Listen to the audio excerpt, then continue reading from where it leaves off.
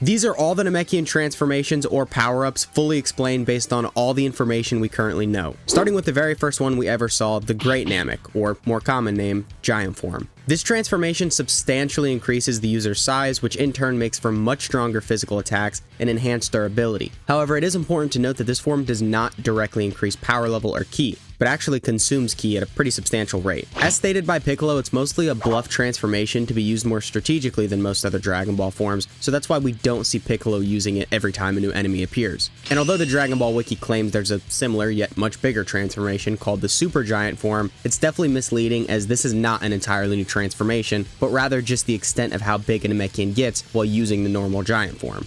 For example, during the 21st World Tournament, we see Piccolo get big against this fight with Goku, and then get even bigger on top of that. So although we don't know the limits of this form, at the very least a Namekian can control how big they actually get. Plus, it can also be stacked on top of other transformations, as we've seen Piccolo combine it with his orange form when he fought Cell Max. Now, this form is possible because of the Namekian's stretchy skin and regenerative abilities, and while nothing is outright said on the requirements to access this form, I would assume all Namekians could do it with at least some level of training, as Piccolo had access to it when he was only 3 years old. But then the next most prominent Namekian power-up isn't technically a transformation, but is still the reason why Piccolo stayed relevant in Dragon Ball Z and is really important to the Namekian race as a whole.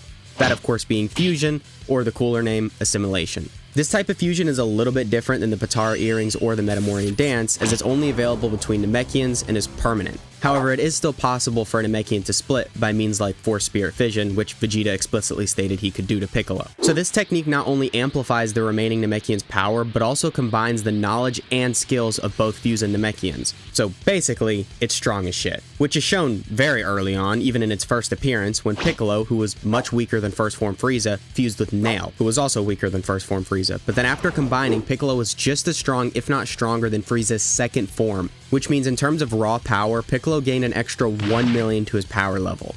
And although by today's standards that's not that much, for early Dragon Ball Z, 1 million was a lot, especially considering Piccolo and Nail's power level in the first place. But that's not even the craziest example of this technique, as during the very next arc after fusing with Kami, Piccolo was the strongest fighter on Earth, albeit for a very short time period, and also Kami's already established connection with Piccolo definitely played a part in the substantial power increase here, but nonetheless, Piccolo was number one from this technique, even stronger than a hypothetical healthy Goku at that time. And after this, Piccolo actually gets labeled a Super Namekian. Don't let this confuse you too much, it doesn't really mean a whole lot, and we'll talk a bit more about it later. But anyways, we also see assimilation used during the Tournament of Power when two Namekians from Universe 6 fused with other natives from their home planet. And they put up a really good fight against Ultimate Gohan, who was explicitly stated to be going all out. And that very same Gohan actually forced Goku into Super Saiyan Blue Kaioken 28 episodes earlier. But surprisingly, this is relatively aligned with what we've seen this technique do before. As we explained earlier, two Namekians fusing together was shown to more than double their power, so potentially dozens fusing together would definitely result in a very powerful warrior, maybe even capable of keeping up with Ultimate Gohan or Super Saiyan Blue Goku. But now fast forward to Dragon Ball Super Superhero, where Piccolo unlocks his Power Awakened, or Ultimate form. Granted to him by Shenron, this unlocked his latent abilities, kinda like what Guru did to Krillin and Gohan back on Namek.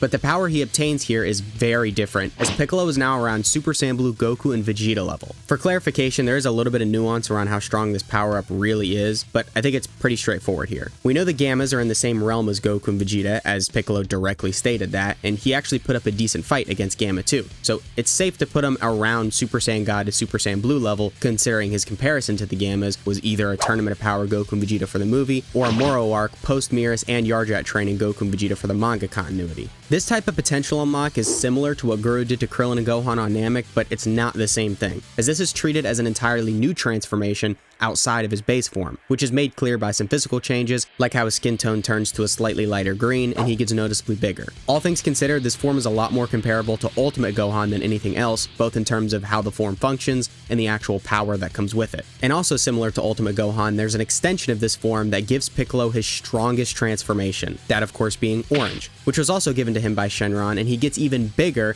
and his eyes turn red. It's noticeably more in touch with his Namekian roots, as not only do you see an Ajisa tree on his back, which are the trees you see all across Namek, but also this form literally resembles a Dragon Ball. But while using this form, Piccolo can now one-shot Gamma 2, and even puts up a really good fight against Cell Max, who was created to be stronger than Broly. Now, of course, course, Cell Max was unleashed earlier than intended, so he likely wasn't actually stronger than Broly, but was no doubt in the same realm of power, making Piccolo's performance here really impressive and indicates his power is up there with Goku and Vegeta now, something that was even explicitly stated by Toriyama himself. At this point, the orange transformation has only been used by Piccolo, and we can assume this form isn't something just any Namekian could naturally obtain, as his connection with Kami, the previous creator of the Dragon Balls, likely explains why Shenron went the extra mile for him. But while we're on the topic of Namekian transformations with red eyes, the Red Eye Namekian form was introduced all the way back in 2010 in an online MMORPG game called Dragon Ball Online. And while unfortunately this game didn't last long, meaning we didn't learn a whole lot about this form, it was later revamped in Dragon Ball Heroes as a new transformation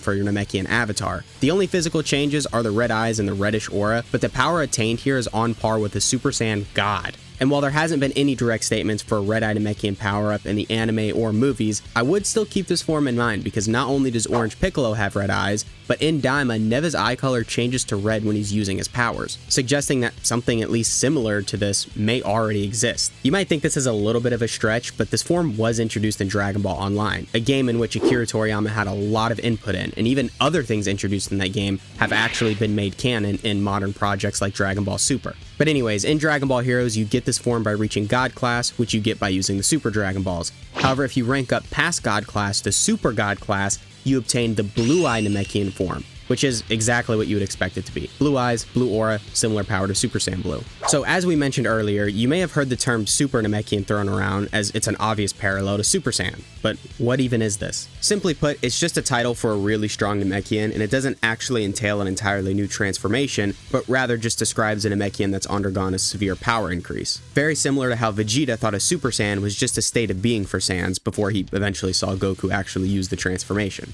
But before we end the video, I gotta throw in a fun one in here. This is not a transformation, but it's still really interesting, and it's an important part of Namekian lore that most of you probably don't know about. Another concept introduced in Dragon Ball Online were the Dark Namekians, who were created after the people of Namek migrated to Earth following Mira, yeah, the one from Xenoverse, destroying their planet with an evil spirit bomb during Age 851. Some Namekians settled near Demon King Piccolo's old throne, which is what provoked their transition into Dark Namekians. And as they continued to develop, they eventually turned into a pretty sizable community and even had their own evil version of Kami's Lookout, Senzu Beans, Korin, and Shenron. The general of the Dark Namekians is Gamelin, who seek to conquer the Earth just like Demon King Piccolo did, and envy Dende due to his position as God. Another notable Dark Namekian is Weak.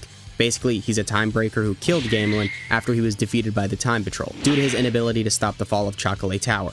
That's the evil version of Kami's Lookout, by the way. There's a lot more, but I won't get into it here. Dragon Ball Online has a lot of crazy lore, so let me know in the comments if you want a longer video dedicated to this, because it does actually get very interesting. So these are all the Namekian transformations I could find. I know I probably missed a few, but at the very least, these are the important ones that have been introduced in movies, the anime, or even games. Unfortunately, there's not as much variety as some other races, but I think these concepts are still really cool, and I hope to see them used more going forward. And with the way things have been going lately, I don't know. I think that might actually happen. But anyways, make sure you like, subscribe, and let me know down in the comments which one of these forms you like the most.